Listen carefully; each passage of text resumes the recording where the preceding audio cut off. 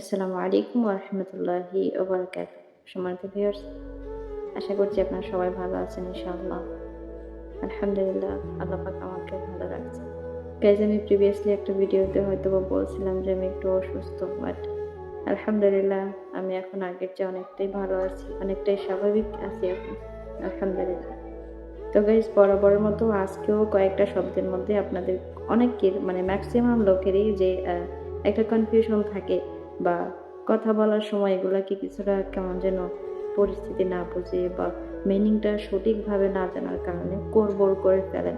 এখন হয়তোবা প্রশ্ন আসতে পারে যে কি এমন শব্দগুলো আমরা গড়বড় করে ফেলি?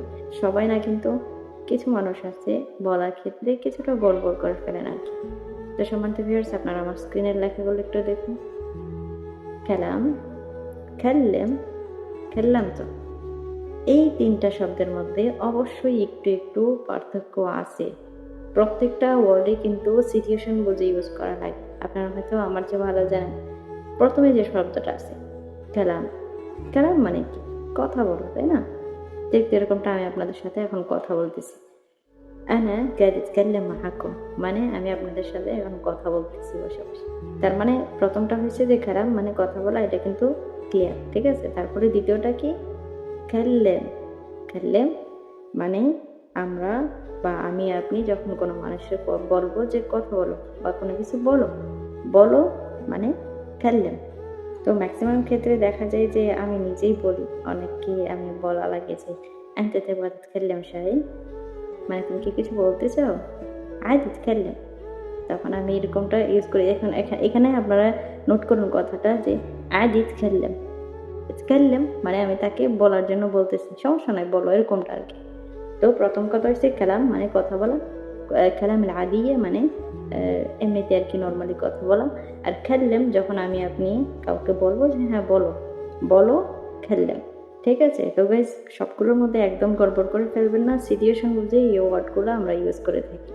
তা আপনারাও একটু চেষ্টা করবেন যে প্রত্যেকটা ওয়ার্ড আমরা যখন ওই যেকোনো কথায় বা যেকোনো ভাষায় বলবো, প্রত্যেকটা ওয়ার্ড যেন কারেক্ট ওই সিচুয়েশনে হয়। ঠিক আছে? তারপর কি আছে যে খেললামত অথবা কাল্লামত। সম্মানিত ভিউয়ার্স, এখানে আপনারা একটা জিনিস খেয়াল করবেন যে আমি বলেছিলাম, আনা কাল্লামত।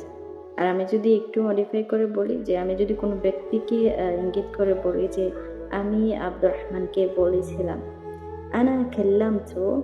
এই কথাটা যদি কাল্লামতু শব্দটা যদি ইউজ করি, তবে আব্দুর রহমান শব্দটা না বললেও চলবে। কেননা আমি কাল্লামতু শব্দটার মাধ্যমে একজন ব্যক্তিকে ইঙ্গিত করছি। এটা একদম ক্লিয়ার বোঝা যায়।